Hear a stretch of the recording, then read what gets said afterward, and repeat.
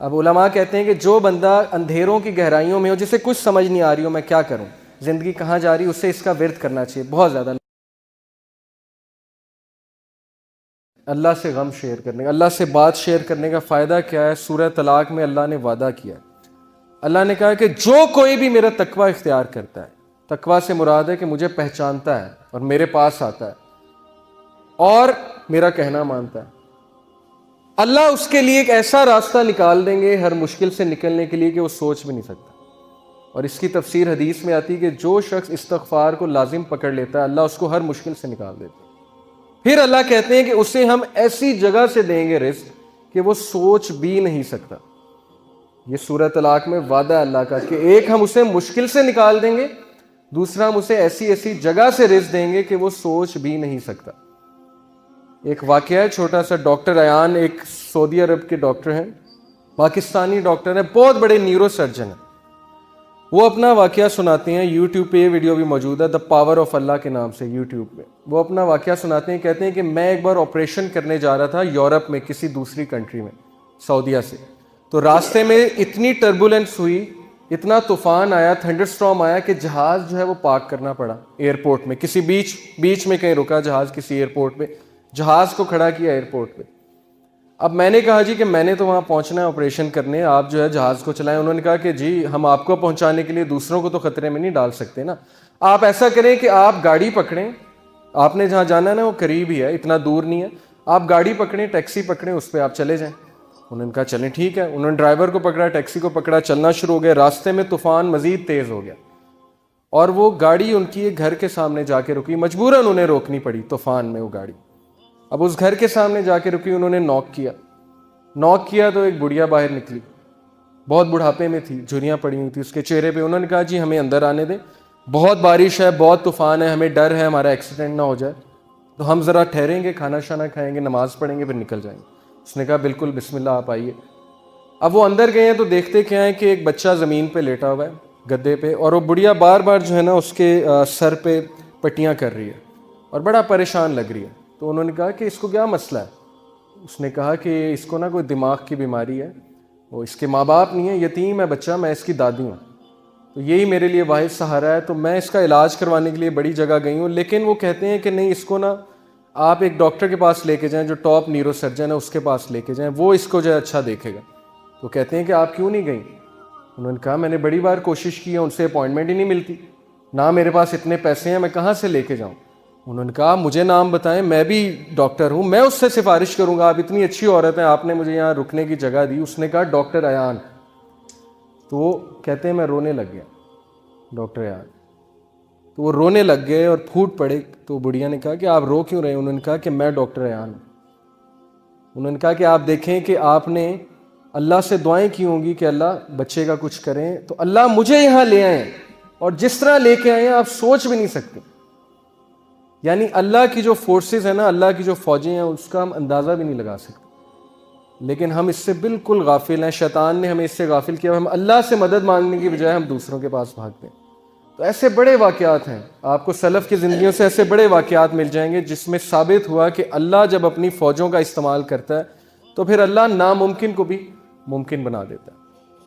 اب علماء کہتے ہیں کہ جو بندہ اندھیروں کی گہرائیوں میں ہو، جسے کچھ سمجھ نہیں آ رہی ہو میں کیا کروں، زندگی کہاں جا رہی، اسے اس کا ورد کرنا چاہیے بہت زیادہ، لا الہ الا انت سبحانک انی کنت من الظالمین۔ کامیاب بندہ کبھی مایوس نہیں ہوتا، چاہے حالات کیسے مرضی ہوں۔ کیوں؟ اسے پتہ ہے کہ میں کس کی عبادت کرتا ہوں؟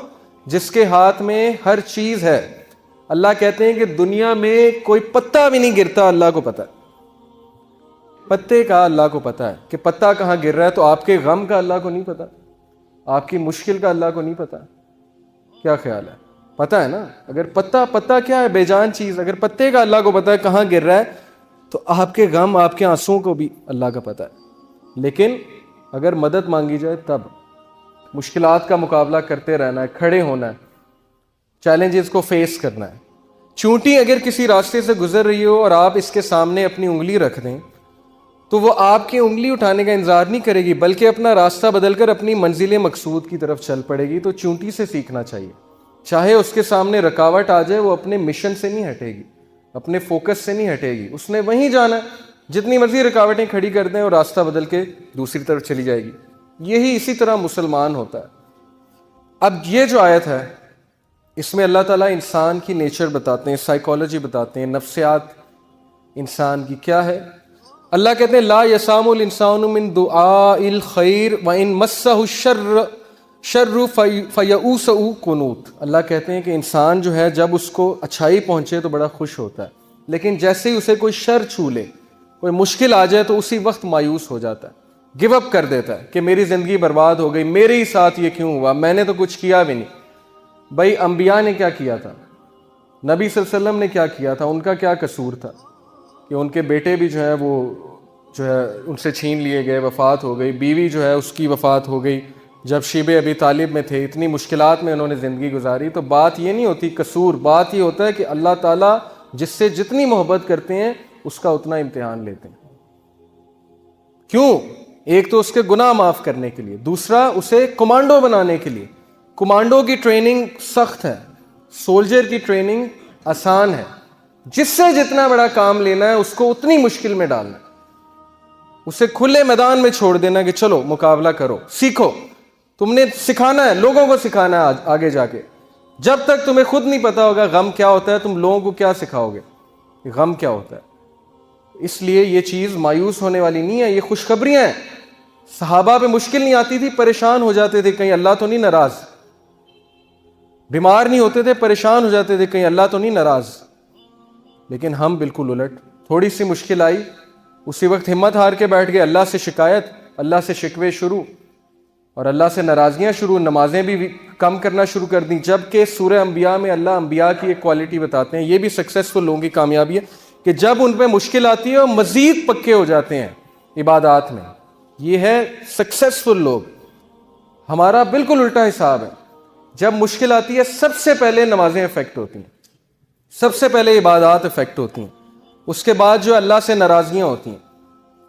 ایک ہوتا ہے ایکٹیو شکوہ. ایکٹیو شکوہ کیا ہے؟ منہ سے یہ کہنا کہ بس اللہ نے میرے ساتھ یہ کیوں کیا. ایک پیسو شکوہ ہے.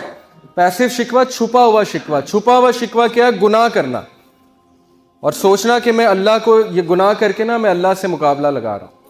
انسان ایسے کرتا ہے, یہ پیسو شکوہ ہے.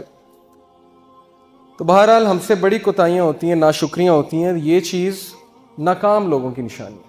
اپنے آپ کو نقصان پہنچا کے کس کا نقصان کر رہے ہیں آپ؟ اللہ کا تو نہیں کر رہے, اپنا نقصان کر رہے ہیں. ڈپریشن لے کے, پریشانی لے کے, ٹینشن لے کے کس کا نقصان ہے؟ آپ کا نقصان ہے. کسی کے بارے میں بغض رکھ کے بھائی کس کا نقصان ہے؟ کسی کے بارے میں برا خیال کر کے آپ کا نقصان ہے کہ اس کا نقصان ہے؟ آپ کا نقصان ہے. آپ اپنی پرسنالٹی ڈیمیج کر رہے ہیں, آپ اپنے آپ کو اذیت دے رہے ہیں. اس کے بارے میں برا سوچ, اس کو کوئی فرق نہیں پڑ رہا. بجائے کہ اذیت دینے کے آپ اللہ پہ چھوڑیں کہ اللہ سب دیکھ رہے ہیں.